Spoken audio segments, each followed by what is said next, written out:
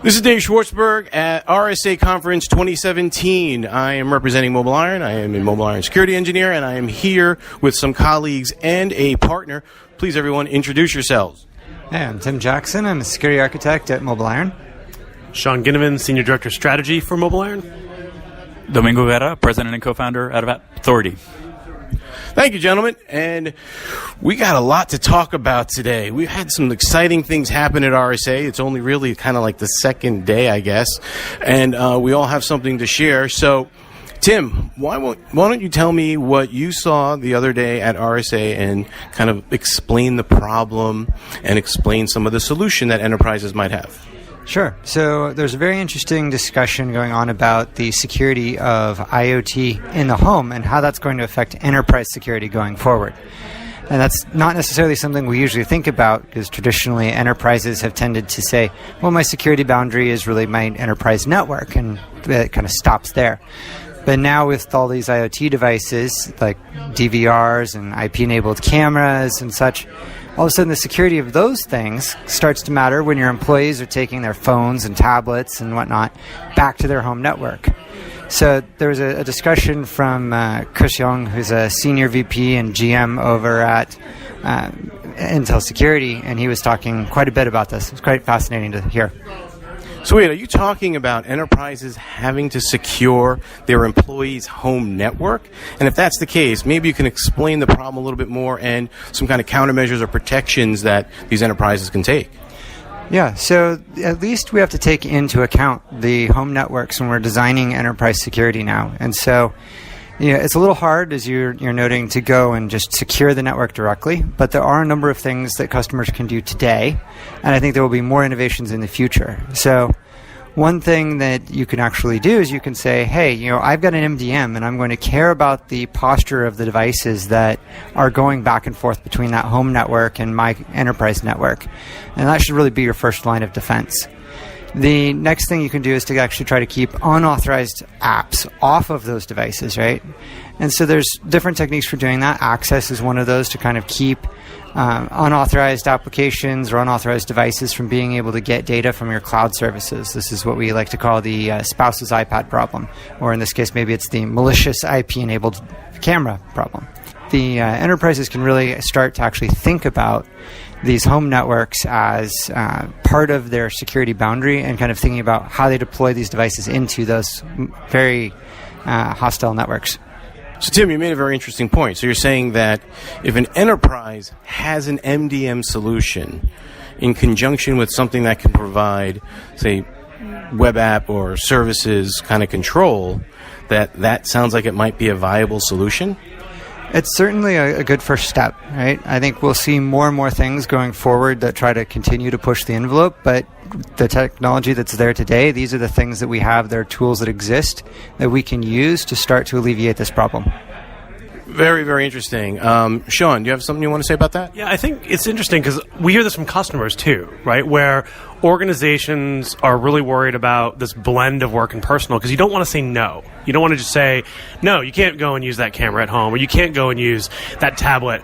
What we need to do is figure out the segmentation problem, and we need to figure that out both the data at rest perspective. And I think what McAfee's been telling people, and Intel Security, whichever brand we're going to choose this week, as they're in transition, ultimately we need to segment that as a network level as well. So we need to figure out, maybe I do want to go and connect, because we're seeing these devices come into the enterprise, right?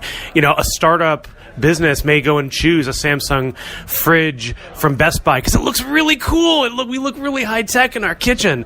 But the point is that as we connect these devices to the network, both at the networking level and at the network edge, we need to say, okay, great, that Samsung fridge can go to the Samsung services, but we shouldn't be letting it broadly go out to the broader internet. We want to be able to say what services is it allowed to access, and more importantly, kind of create that as a whitelist more than a broad access thing. It's one of the things I've been saying in some of the contributed articles I've written, to say, be thinking about things like an SSID for IoT, be thinking about things like NAC, be thinking about things like mobile access control and network segmentation to solve some of those problems.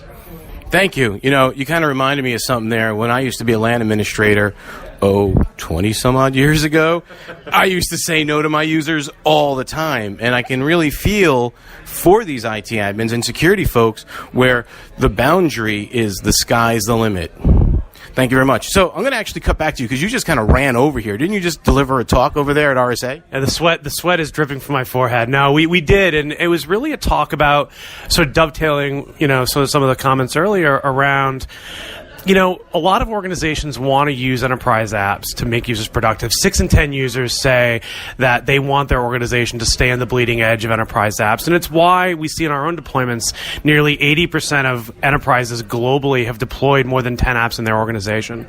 The problem is that the mobile world has sort of changed cloud back to client server, and we're caching a lot of data on these devices because, we're really worried about performance. We want to allow these users to be productive anytime, anywhere.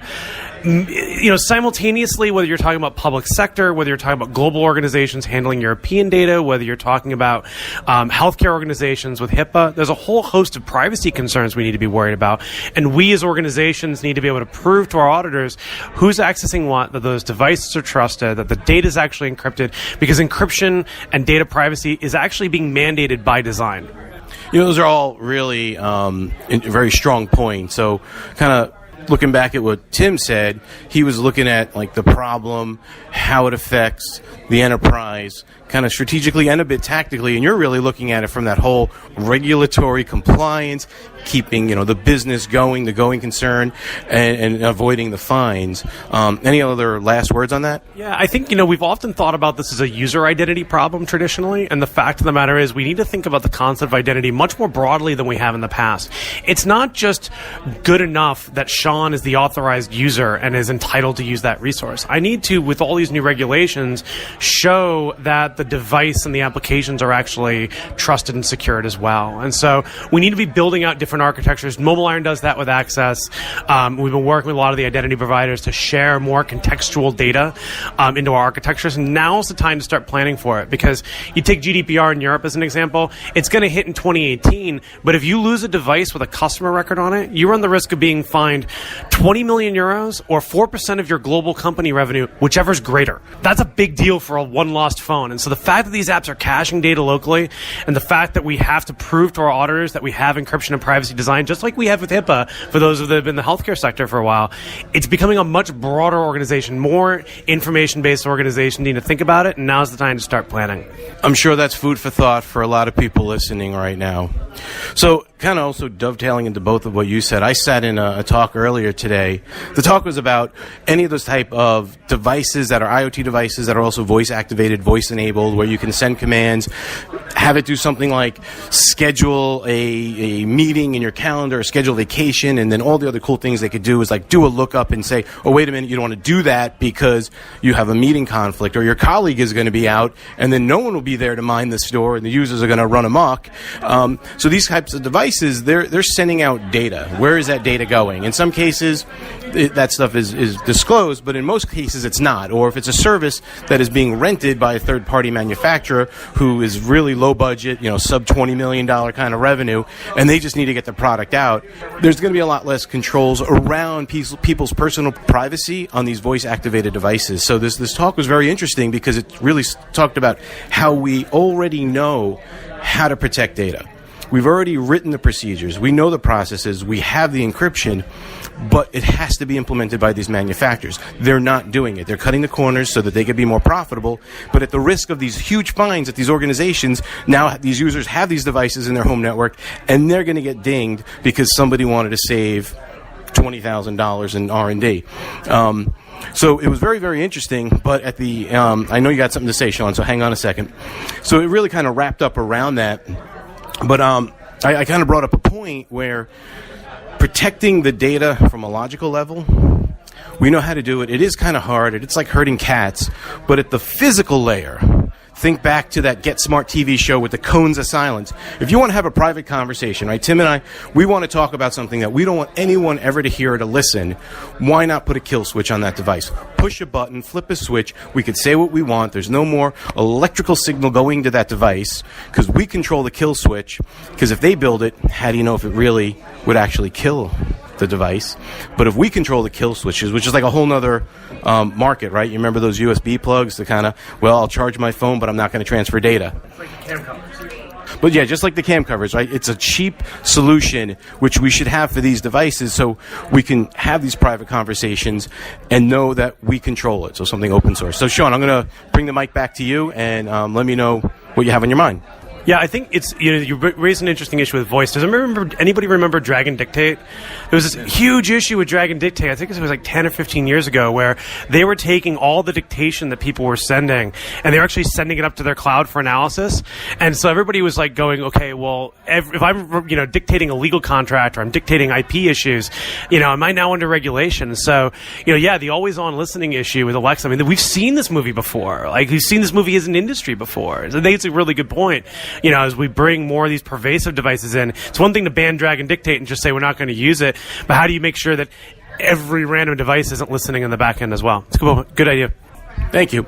So now we're going to move on to Domingo. And Domingo, thanks for joining us today. You guys are an awesome partner. We've got this event going on where we have customers and colleagues getting together. But I know you have some interesting things that you want to talk about. What's on your mind? Well, a lot of the things we cover at RSA are around new technologies or new types of attack vectors, but a lot of the weaknesses always point down to the end user mistakes. They fall for phishing, they fall for social engineering issues, but why don't we as an industry also try to then give more power to our users, to our employees, and empower them? In mobility, for example, we say you must comply with mobile policy, you must be careful with what you install on your device, what kind of permissions you accept, but we don't give them any tools to do that. So we're kind of expecting them to do something about it without any education, training, or tools for it. So we're trying to see if we can change that and provide proactive tools for employees to look up an app before they install it, look up a service before they install it, have recommended options so IT security doesn't say no, but says if you're looking for an expense reporting app, if you're looking for a productivity app, here's a list of apps that are already vetted. If you're going to connect from home to the Wi-Fi or from the coffee shop, here's how you check if it's secure or not. And I think that is required. It's not just technology, but also a different approach in how we treat our employees.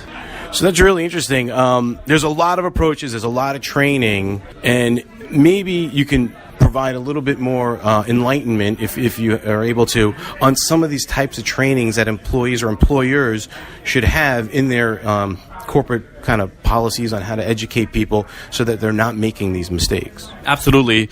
Back to the mobile world, originally companies were used to having a whitelist or a blacklist of approved software. And that worked somewhat in laptops and desktops where the software options were limited. But it doesn't work in mobile when you think of the scale of apps on iPhone or Android plus the millions of versions out there. So that model didn't work. Instead, employers said, well, let's focus on keeping out malware. And there were some tools around that. Or let's try to focus on data leakage, and there's some tools around that as well. But it's still something that's reactive. What if we switch it and make it proactive? Give the employees a search tool so that when they search from the App Store, when they search from Google Play, we overlay results and say, this is what the app is going to do, this is the permissions it's going to ask, this is the behaviors it's going to have, and this is whether or not it's compliant with your corporate policy based on job role, device type, or data that you have access to. So I think the search tools and empowerment of the users in a way that's seamless to them, doesn't seem like training, but it ends up being training, is going to be more helpful. Thank you. We only have a few more seconds left in this podcast, but that was actually pretty tremendous. Having the users be able to see for themselves any of the risk. Now, again, they need to know what's good and bad, but that I think is beautiful because you can put it in the hands of IT, but the users still need to know, and you need to be proactive. Gentlemen, thank you so much for joining me today for this podcast at the RSA Conference for 2017. Last words, everybody, stay safe, stay secure.